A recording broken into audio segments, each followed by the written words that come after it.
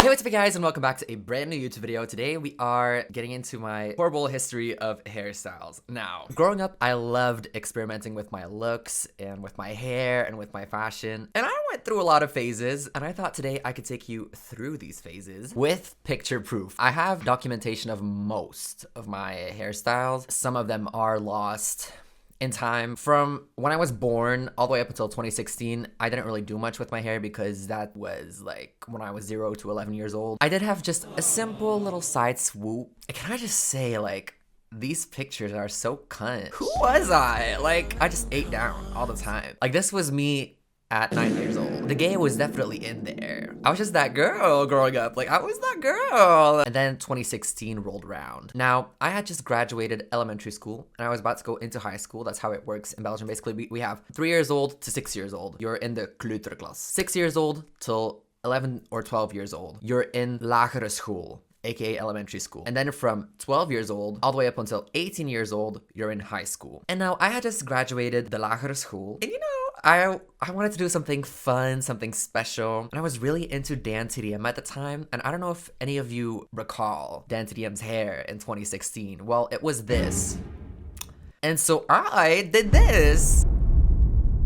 I grew up watching like Victorious and LA YouTubers, and I was ready to go live this lifestyle. Sorry, I ain't got no money, I'm not trying to be funny. As a teenager, I was in for a rude awakening. But who was I feeling like? Who was she feeling like? Like, I was living that summer. Like, when I had the blue hair that summer, I was living my best life, girl. And I grew this hair out all the way to like an actual Dan TDM fringe. But there's no pictures of that, which I'm kind of glad because it was not that pretty. And you know, I kind of ran out of inspiration. So after I would just start cutting the fringe, and then I just had like a long-ish side swoop for a while. This was 2017 to 2019. I had the side swoop. I did get bored and put blonde highlights in it. And these blonde highlights also became lilac highlights at some point. However, I don't have a picture of that, so you'll just have to imagine that. And you know, it wasn't giving. You know, I needed something more. I needed something that was like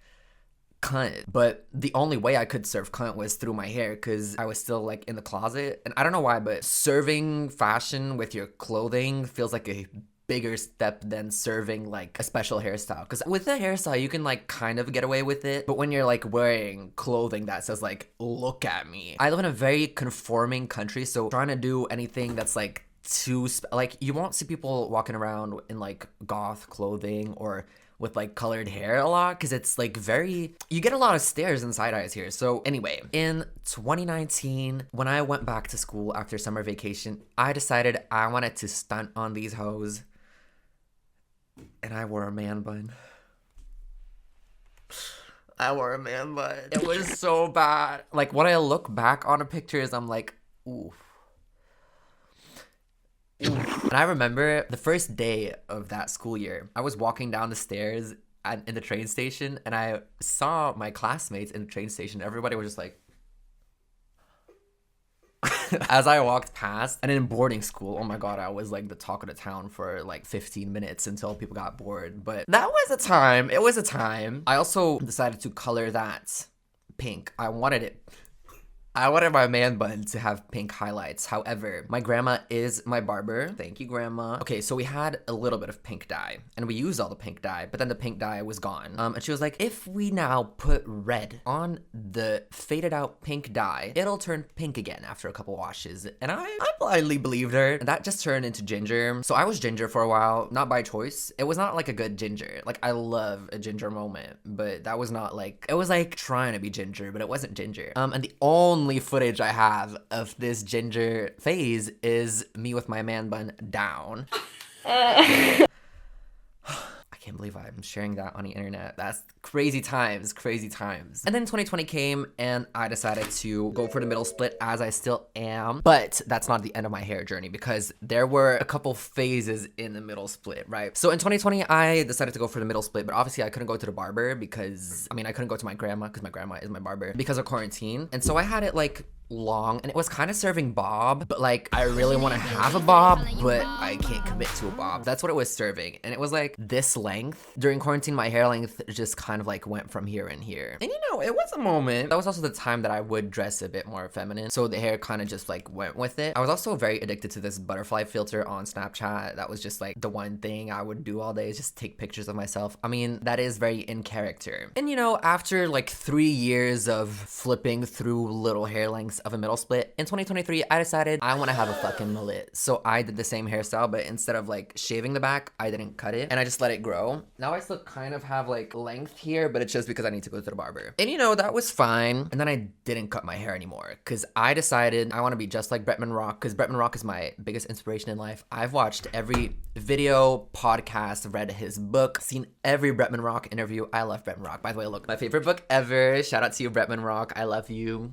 Anyways, so Bretman Rock has very long, luscious, beautiful hair, and I thought I could serve hair like that, except I have European genes and he has Filipino genes. Those do not make the same hair, okay? My hair was serving frizz. My hair was serving Lord Farquaad. My hair was just not giving at all. And that is honestly the first ever time in my life that I ever felt ugly. Like, I felt hideous walking outside with this bob on my head. And so summer of 2024 rolls around and I finally cut my hair and I'm slowly getting my groove back. I'm climbing my way back out of the deep pit of depression I fell in just because I had a bob. But yeah, and now we're here in 2025. I'm still serving middle split. I don't know where I'll end up in like 10 years. Maybe I'll do another video. I honestly have calmed down a lot with being so experimental. I really started putting all that experimental fashion energy just into my Roblox account, and I just make ridiculous outfits on there, and then I dress normally in real life. At the end of the day, I am very glad that I experimented with my hair like that, because it gave me such like a sense of confidence, and it gave me a sense of identity and a sense of control, and like nobody could tell me shit because I just felt so tea in all these hairstyles like as a little boy. Like, it just made me feel so like powerful. I don't know, I'm just a strong believer that we should dress for ourselves and not for outer validation. Like, do what makes you feel cunt. That's all you gotta do. I had like a neon phase as a little kid where I would only dress in neon colors, and then 2019 to 2022 I experimented a lot. I went through like an e-boy phase, I went through like a femboy phase, and I went through a lot of phases in that little short period of time. But yeah, if you guys want to see a video about my fashion sense evolution, please let me know down below. And if you did enjoy this video, please leave a comment, leave a like, maybe subscribe, and I'll see you in the next one. Bye!